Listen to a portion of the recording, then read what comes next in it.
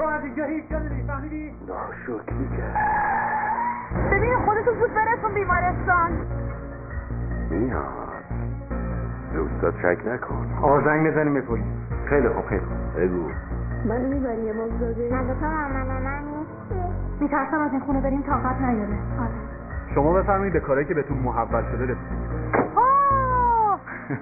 تو 25 میلیون ازت پول گرفتی، میخوای بتونی بری؟ حالا دیگه دور تو جمشید خان. فقط به شوهرتون بگین کسی که من دوستش دارم ازش دور شه. فهمیدین؟ قاتل دختر شما نه من بودم نه اردلان.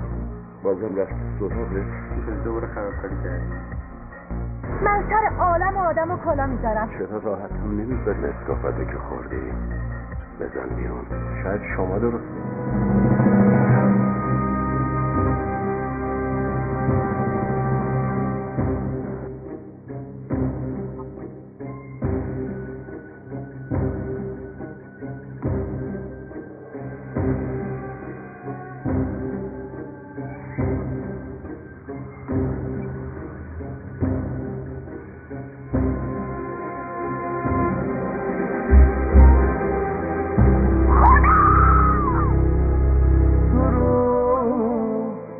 سزاوار عشق میبینم خودم، سزاوار آتیشم یه روز میرسه